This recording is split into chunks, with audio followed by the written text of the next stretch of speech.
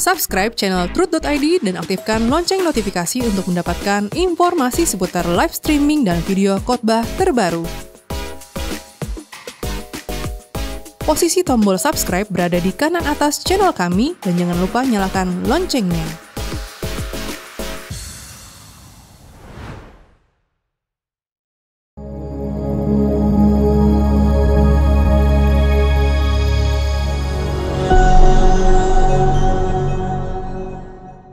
Shalom Bapak Ibu, kita bertemu lagi di ibadah tengah minggu kita. Mari kita siapkan hati kita masuk dalam hadirat Tuhan. Bapa, kami bersyukur buat kesempatan yang Kau berikan. Kalau kami boleh ada saat ini Tuhan, karena kasih-Mu. Untuk itu kami mau jadikan Engkau satu-satunya Tuhan, kepentingan di hidup kami. Terima kasih Tuhan.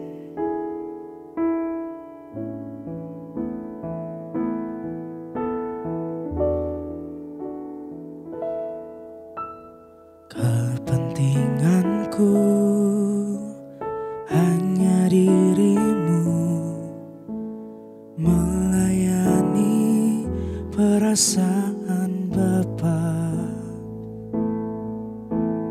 Di matamu ku istimewa, hidup bagimu sepenuhnya.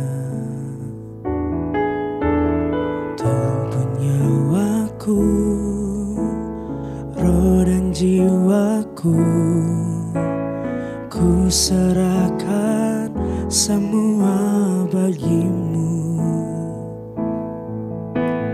Tiada lagi bagian untukku, semua hanya bagi kerajaan-Mu. Jadikan aku alat kemuliaan-Mu, sejak ku di bumi sampai di surga. Setiap saat Kau memandang diriku, dalam segala hal menyenangkan-Mu.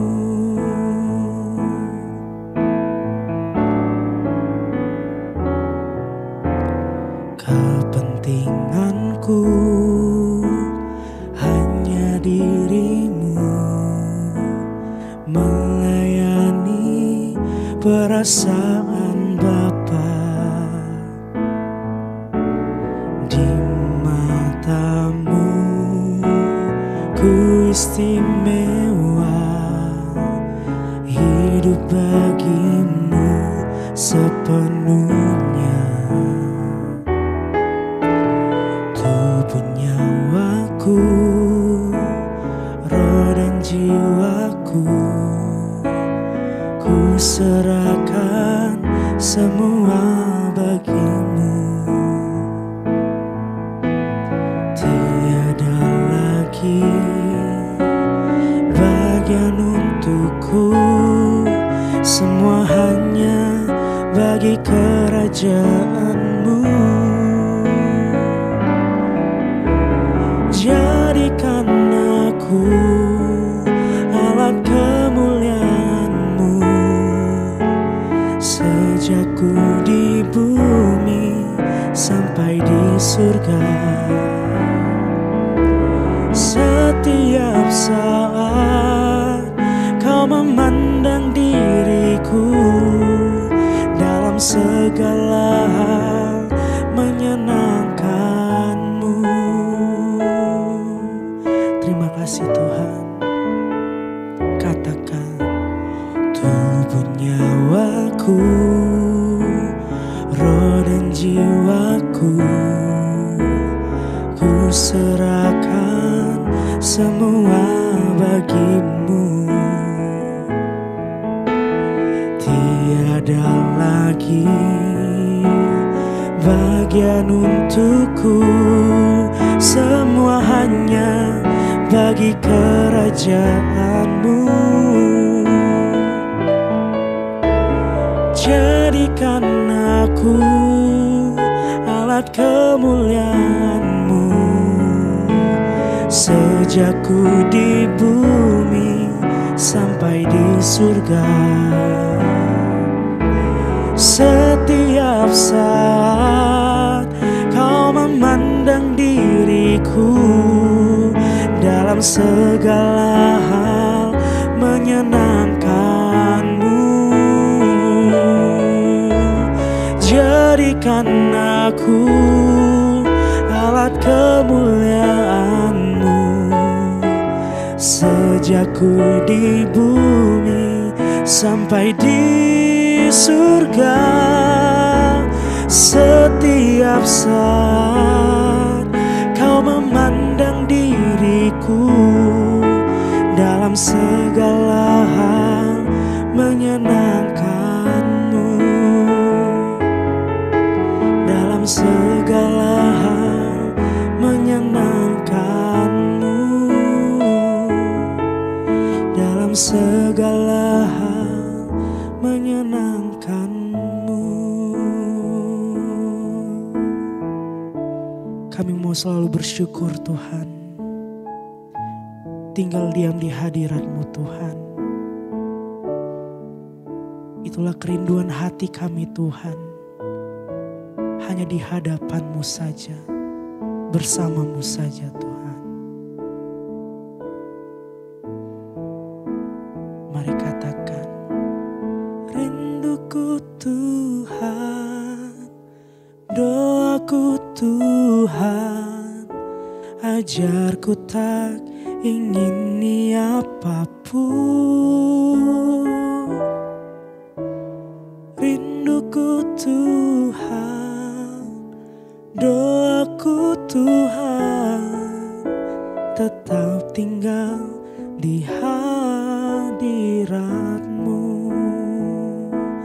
Mari kembali katakan pujian ini dari awal. Saat aku di hadapan-Mu, terselimuti kehadiran-Mu, pancaran keagungan-Mu, nikmat surga penuhi hatiku. Curahi kemuliaan-Mu, membakar kasih-Ku padamu, berkobar untuk melayani, untuk mengabdi sepenuh padamu. Rinduku Tuhan, doaku Tuhan, ajarku tak ingini apapun. Rinduku Tuhan, doaku Tuhan, tetap tinggal di hadirat-Mu. Rinduku Tuhan, doaku Tuhan, ajarku tak ingini apapun. Rinduku Tuhan, doaku Tuhan, tetap tinggal di hadirat-Mu.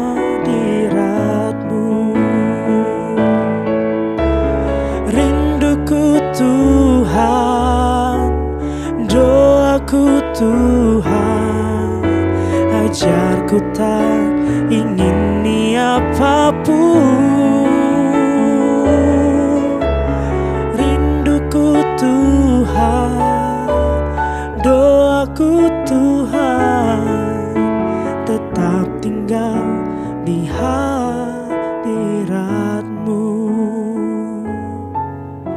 Tetap tinggal di hadirat-Mu. tetap tinggal di hadirat-Mu.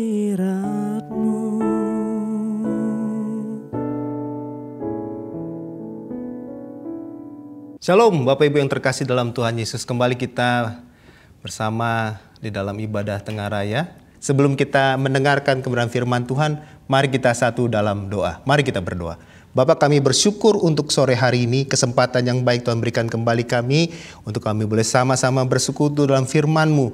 Berkati kami melalui firman-Mu, hingga kami percaya kami yang sakit kami disembuhkan, kami yang lemah kami dikuatkan, kami yang punya beban, Tuhan berikan kami pertolongan. Kami sambut firman-Mu dengan ucapan syukur, dalam nama Tuhan Yesus kami berdoa. Amin. Kali ini kita akan membahas tentang tema yang begitu luar biasa mengenai bukan seteru Tuhan. Bicara tentang bukan seteru Tuhan, maka ada satu posisi di mana kita menjadi sekutunya Tuhan. Nah, posisi ini harus kita pastikan itu adalah kita. Dan kita di tempat itu Bapak Ibu. Karena kita seringkali merasa kita adalah sekutunya Tuhan. Tetapi tanpa kita sadari, kita berlaku dan bersikap menjadi seterunya Tuhan. Sore hari ini kita sama-sama coba belajar merenungkan firman Tuhan. Bagaimana sih bicara tentang jadi sekutunya Tuhan, bukan seterunya Tuhan. Maka dalam 2 Korintus 6 ayat 1 di sana dikatakan, dan sebagai teman sekerja, kami menasihatkan kamu supaya kamu jangan membuat menjadi sia-sia kasih karunia Allah yang telah kamu terima. Sore hari ini kita mau sama-sama belajar. Bukan saya lebih hebat atau lebih tahu, tetapi kita mau sama-sama belajar agar kasih karunia yang telah Allah berikan kepada kita tidak menjadi sia-sia. Berbicara menjadi sekutunya Tuhan, Bapak Ibu yang terkasih dalam Tuhan Yesus, ini berarti menjadi rekan kerja, menjadi partner dalam rencana Allah dan kehendak Allah di dunia ini bagi setiap kita orang percaya, bagi orang-orang lain di sekitar kita, di luar diri kita. Ini berarti dalam hidup yang kita sedang hidupi hari ini, kita belajar untuk taat. Kita belajar untuk menghidupi dan mengetahui dan menjalani apa yang jadi kehendaknya Bapa di dalam kehidupan kita. Bukan hanya karena kita sudah menerima kasih karunia yang diberikannya kepada kita, tetapi lebih daripada itu kita harus jadi pelaku firman, dan melalui apa yang kita lakukan, orang-orang di sekitar kita, dia bisa mengenal dan akhirnya mengikut kepada Bapa. Nah, lalu kita bertanya, apa sih syarat-syarat yang harus kita miliki sebagai kita orang percaya yang kita dikatakan merupakan sekutunya Tuhan? Pasti, seorang yang bersekutu, seorang yang bersama-sama, yang menjadi rekan sekerja, ada satu posisi yang tidak dihindari. Yaitu apa? Dia punya hubungan yang erat. Tidak ada seorang sekutu ya atau orang-orang partner gitu ya, dia tidak erat, dia tidak lekat satu dengan yang lain. Nah, kita harus mulai meng-cross check bagaimana kondisi dan posisi kita hari ini. Kita rekat, erat bersama dengan Bapa, atau kita jauh. Karena harusnya seperti yang dikatakan dalam Yakobus 4 ayat 8, kita ini orang-orang yang melekat bersama dengan Dia.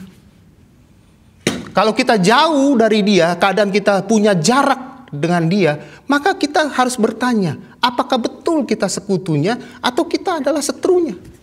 Karena harusnya kalau kita sekutunya, kita akan bersama-sama, beriringan dengan Dia. Lalu, seperti apa orang yang dikatakan sekutunya Tuhan? Tadi dia erat dalam Yakobus 4 ayat 8. Lalu, yang pasti dalam Matius 7 ayat 21 di sana diingatkan, seorang yang merupakan sekutu itu adalah orang yang setia. Setia bukan hanya bicara dia tidak melakukan sebuah pelanggaran. Setia bukan cuma berbicara dia tidak mengkhianati. Setia berarti dia rela dengan sepenuh hati, dengan kesadaran penuh, dia mengikuti apa yang jadi kesepakatan bersama. Maka orang yang merupakan sekutunya Tuhan, dia harus orang yang setia, yang rela hati dan dengan sadar walaupun ada perjuangan, pengorbanan di sana, tetapi dia membayar itu semua untuk dia menunjukkan bahwa dia rekan seturutnya Tuhan. Bukan seterunya Tuhan. Dia rekan yang bersama dengan Tuhan. Dia pribadi yang bersama dengan Tuhan. Ada erat, ada setia.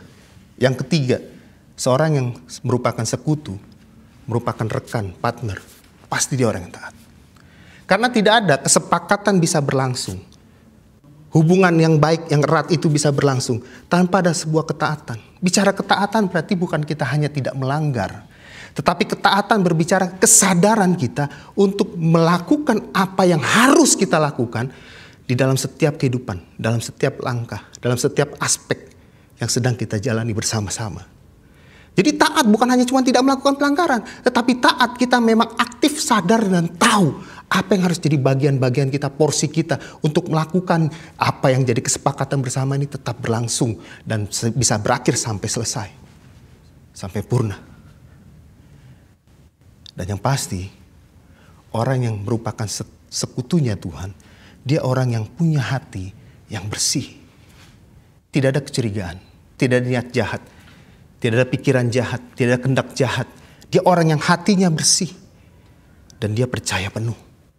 Karena seorang yang bersekutu, seorang yang sepakat, maka dia tidak punya keinginan yang lain. Selain apa? Satu dengan yang lain saling menjaga, saling mensupport, saling mendukung. Biar dia bisa sukses, partnernya juga sukses. Bapak ingin kita berhasil. Bapak ingin kita diberkati. Tetapi yang harus juga jadi bagian kita, kita lakukan semuanya dengan hati yang bersih tanpa ada kecurigaan. Tidak ada motif lain selain motif Bapa adalah kita berkenan di hadapannya dan dunia pun berkenan karena Bapa saja sudah berkenan. Nah, lalu lebih lanjut kita berbicara Bapak Ibu tentang apa yang menjadi tanggung jawab seorang yang merupakan sekutunya Tuhan. Paling tidak saya dapati ada 4 poin Bapak Ibu di dalam catatan saya. Yang pertama adalah kita mempraktikkan apa yang diperintahkannya. Bapak Ibu, bukan orang tidak tahu kekristenan. Tapi hari ini kekristenan mengalami kemunduran. Kita sebagai rekan sekerjanya Tuhan, sekutunya Tuhan, maka kita harus membuktikan, proof back, membuktikan kembali bahwa kebenaran firman itu ya dan amin. Dan kekristenan memang berkualitas dan berkuasa. Kenapa hari-hari ini jadi mundur kekristenan? Karena ada banyak yang katanya saksinya Tuhan, sekutunya Tuhan, tapi hidupnya jauh dan menyimpang dari kebenaran. Firman Tuhan berkata kepada kita jangan ada iri hati. Tapi seberapa banyak orang Kristen dia menyimpan dendam dan iri hati dengan sesamanya. Hingga akhirnya orang-orang di sekitar kita berkata begini, apa yang lebih hebat dari kekristenan daripada kita punya pemahaman dan keyakinan? Orang-orang Buddha begitu menjunjung nilai-nilai humanistik. Mereka sangat menjaga sekali hubungan antara satu dengan yang lain. Tetapi tidak sedikit orang Kristen yang dengan mudah satu dengan yang lain saling menghujat, saling memfitnah, saling menjatuhkan, saling menerkam.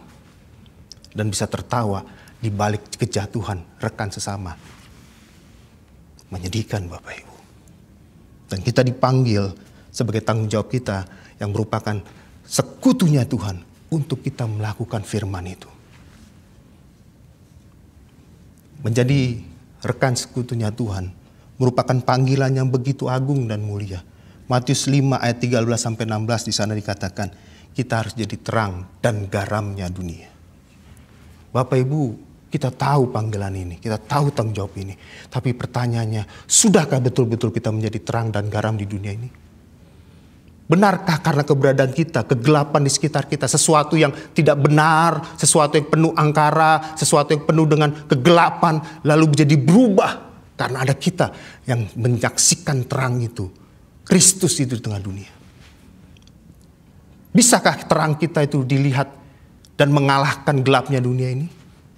Atau jangan-jangan terang kita sejatinya sudah mulai pudar dan nyaris mati dan akhirnya tidak ada beda dengan kegelapan.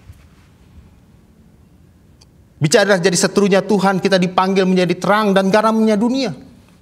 Garam kita tahu Bapak Ibu, itu salah satu zat yang membedakan, yang memberi rasa, menambahkan rasa untuk sesuatu kalau dia ditambahkan. Makanan menjadi lebih sedap, makanan menjadi lebih berasa, makanan menjadi lebih nikmat waktu garam ditambahkan. Tapi bagaimana dengan keberadaan kita? Apakah waktu kita hadir di tengah-tengah dunia kita, lingkungan sosial kita, ada rasa yang bisa dikecap atau malah memuakkan dan menimbulkan penyakit yang lain? Karena garam yang berlebih menimbulkan tensi. Bapak Ibu, kita dipanggil jadi seterunya Tuhan. Tapi betulkah tanggung jawab kita sebagai sekutunya Tuhan sudah kita lakukan? menjadi sekutunya Tuhan, berarti artinya kita melawan ketidakbenaran. Sudahkah kita menunjukkan kebenaran itu di tengah-tengah kita? Hingga slogan yang harusnya kita merupakan sekutunya Tuhan, kita berjuang melawan kejahatan, ketidakbenaran, bukan berbalik, malah kitalah pelaku ketidakbenaran dan kejahatan itu. Benarkah dunia bisa melihat mana terang, mana gelap, mana yang baik, mana yang tidak baik dalam kehidupan kita? Atau dunia akan berkata begini, kau dan aku kita sama manusia dan tidak ada bedanya. Karena aku jahat, kau pun lebih jahat. Aku curang, kau pun tidak lebih dari curangnya. Harusnya ada yang berbeda, Bapak Ibu. Maka kekristenan dulu kala dikenal karena ada sesuatu yang berbeda. Kenapa orang-orang di Antioquia disebut Kristen? Karena hidup mereka berbeda. Yang mereka lakukan apa yang diajarkan Kristus dalam hidup mereka. Mereka saling mengampuni. Mereka saling support satu dengan yang lain. Mereka saling dukung. Mereka sepakat berdoa bersama. Dan mereka menunjukkan belas kasihan. Kasih. Itu yang jadi nilai utama mereka di tengah-tengah lingkungan mereka. Tapi hari ini, benarkah belas kasihan dan kasih itu jadi warna yang kuat di dalam kekristenan kita? Atau kita sudah seperti warna dunia? It's not our business, that's your business, I don't know. Saya gak mau pusing dengan apapun yang terjadi dalam hidupmu, karena kau bukan saya. Kita harus bertanya Bapak Ibu, dengan sangat kritis dan jujur kepada diri kita. Di mana posisi kita hari ini? Betulkah kita sekutunya Tuhan atau seterunya Tuhan? Bapak Ibu, waktu kita berbicara tentang kita sekutunya Tuhan, kita bersama-sama rekan kerjanya, berdampingan kita, ikut loyal kita kepada Dia. Maka yang harus kita betul-betul pertanyakan juga sebagai tanggung jawab kita kalau kita adalah sekutunya Tuhan, apakah kebenaran itu dan kekudusan itu merupakan poin utama dan dasar utama dalam seluruh aspek kehidupan kita? Apa sih yang membedakan kekristenan dengan yang lainnya Bapak Ibu? Selain satu, kita serupa seperti Kristus, sempurna seperti Bapa. Bapa mengatakan tentang identitas keberadaannya. Dia adalah kudus, maka kita diminta untuk kudus. Karena kalau kita tidak dalam kekudusan, kita tidak bisa berjumpa dan bersama dengan Dia.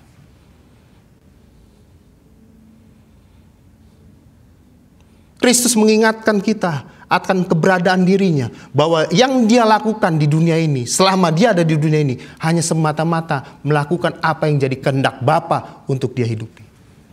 Lalu kita sebagai orang-orang yang percaya kepada Kristus, Dia yang sulung dalam kehidupan kita, kita para pengikutnya, kita yang meneladani hidupnya, sudahkah betul apa yang Kristus sampaikan bahwa yang Dia lakukan di bumi ini, Dia melakukan kehendak Bapa, dan itu juga yang perilaku dan tindakan yang kita hidupi dalam keseharian kita?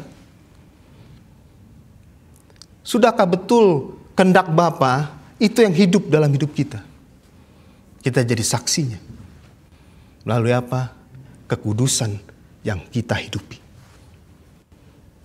Bapak Ibu, tanpa kekudusan, tanpa hidup yang kudus dalam kebenaran, kita nggak mampu melakukan dan mempraktikkan kebenaran itu, firman itu dalam kehidupan kita. Tidak mampu. Karena standar dan kemampuan untuk kita menghidupi dan melakukan firman dalam keseharian kita adalah dalam kekudusan. Mungkin kita bertanya, Pak Andri, bagaimana ceritanya saya bisa tetap selalu stay in holiness, dalam kekudusan? Kita manusia, Pak. Kita masih dalam daging. Yes, right. Kita sangat daging. Keinginan kita, hawa nafsu kita seringkali membuat kita luncas dan jauh daripada ketetapan Allah. Tetapi ingat, karena kita penuh dengan Roh-Nya, Roh Kudus yang bersama dengan kita, maka sejatinya kalau kita mau terus membangun hubungan yang erat dengan Dia, ada sensitivitas, ada kemampuan untuk kita mengerti, ada jalan yang mulai menyimpang, dan waktu kita sadar ada penyimpangan ini, maka kita buru-buru berbalik dan kita datang kembali kepada Dia, meminta kekudusannya berlaku dan penuh atas kita. Bukan kita tetap menikmati penyimpangan itu. Lalu akhirnya kita sadari sudah tidak mungkin karena penyimpangannya terlalu jauh. Kita berbalik ke jalan yang lama. hubungan kita memastikan tingkat sensitivitas kita dengan Bapa. Dan itu hanya bisa dibangun bukan dengan cara fisik, tetapi dalam manusia roh. Maka bayar dalam fisik hingga manusia rohmu bisa bangkit. Pagi-pagi benar kita sudah dikasih teladan oleh gembala pembina kita. Cari wajahnya. Saya tahu Bapak Ibu punya aktivitas, kelelahan. Tapi mengapa kita nggak korbankan daging ini biar roh kita bisa hidup? Mengapa kita nggak salibkan daging ini biar manusia kita bisa merdeka? Bangun pagi-pagi, cari wajahnya. Siapkan waktumu, berikan waktumu untuk mencari keberadaannya, kebenarannya melalui pembacaan firman. Kita tidak bisa jumpa dia kecuali dengan 2 langkah itu. Dan waktu itu terus kita bangun, maka firmannya, kebenarannya, rohnya itu bersama dengan kita.